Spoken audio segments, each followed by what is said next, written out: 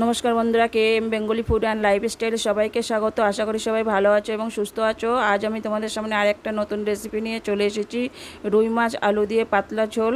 চলো রেসিপিতে যাওয়া যাক।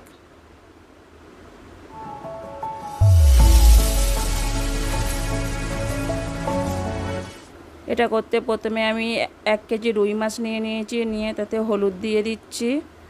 হলুদ দিয়ে এবার লবণ দিয়ে দিলাম, দিয়ে মাছটা ভালো করে মেখে নেব। হলুদ নুন মাখিয়ে নেওয়া হয়ে গেছে। এবার কড়াইতে তেল দিয়ে দিয়েছি, দিয়ে তেলটা ভালো করে গরম করে নিয়েছি। এবার এক এক করে সব মাছগুলো ছেড়ে দেব।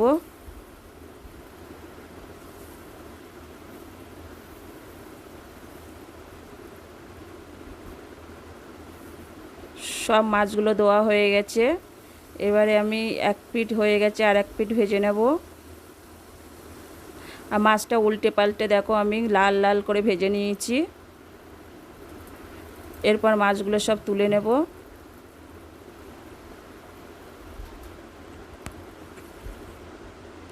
এখানে মিক্সার গ্রাইন্ডারে প্রথমে আদা রসুন আর একটা বড় সাইজের পেঁয়াজ নিয়ে নিয়েছি, নিয়ে এটাকে ভালো করে পেস্ট করে নেব। পেস্ট করে নেওয়া হয়ে গেছে। এবারে দুটো বড় সাইজের টমেটো নিয়ে নিয়েছি, নিয়ে সেটাকেও ভালো করে পেস্ট করে নেব। পেস্ট করে নেওয়া হয়ে গেছে। এবার চলো কড়াইতে চলে যাই। কড়াইতে আরও 1 চামচ তেল দিয়ে দিয়েছি। তেল দিয়ে এবারে কেটে রাখা আলুগুলো ভালো করে দাগ দাগ করে ভেজে নেব। আর বন্ধুরা অবশ্যই এরকমভাবে একবার বাড়িতে বানিয়ে খেয়ে দেখবে, এটা খেতে খুব সুন্দর লাগে আর এর স্বাদ ভুলতে পারবে না। আর দেখো আলুগুলো ভাজা হয়ে গেছে, আমি সব তুলে নিয়েছি। এবার কড়াইতে আরও 1 চামচ তেল দিয়ে দিলাম, দিয়ে দুটো তেজপাতা দিয়ে দিয়েছি। এবার গোটা জিরে ফোড়ন দিয়ে দিলাম।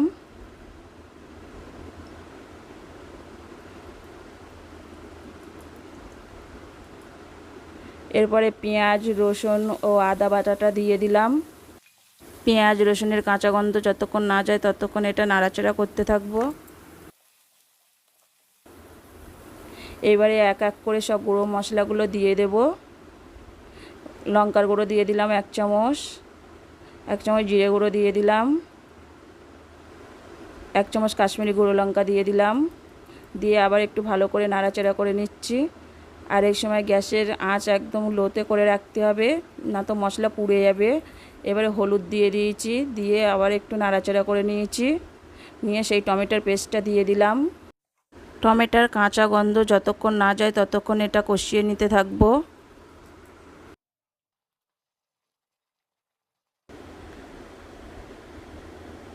এরপর লবণ দিয়ে দিলাম। লবণটা দিয়ে আবার একটু নাড়াচাড়া করে নিচ্ছি। এরপর ভেজে রাখা আলুগুলো দিয়ে দিলাম।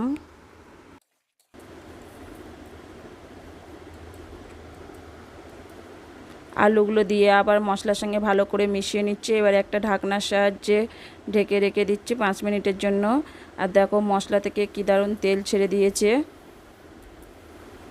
মশলাটা আবার একটু ভালো করে নাড়িয়ে চাড়িয়ে নিচ্ছি। দেখো এখানে মশলাটা আমাদের ভালো করে এবং আলুটাও খুব সুন্দর করে কষানো হয়ে গেছে। এবার আমরা জল দিয়ে দেবো। জলটা দিয়ে এবারে একটা ঢাকনার সাহায্যে 5 মিনিটের জন্য ঢেকে দেব। 5 মিনিট হয়ে গেছে। এবার ঢাকনাটা খুলে নেব, নিয়ে আবার একটু নাড়িয়ে চাড়িয়ে নেব। এবারে সেই ভেজে রাখা মাছগুলো এক এক করে দিয়ে দেব।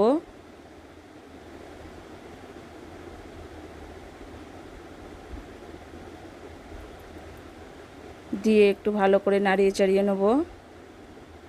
আর দেখো বন্ধুরা গ্রেভিটা কি সুন্দর হয়েছে, আর এটা খেতেও খুব সুন্দর লাগে। আমি গ্যারান্টি দিয়ে বলতে পারি খুব সুন্দর লাগবে খেতে। আর এরপরে দেখো আবার একটু নাড়িয়ে চাড়িয়ে নিচ্ছি। একটা আলু দেখিয়ে দিচ্ছি গলেছে কিনা। এবারে দেখো পারফেক্ট এটা সিদ্ধ হয়ে গেছে।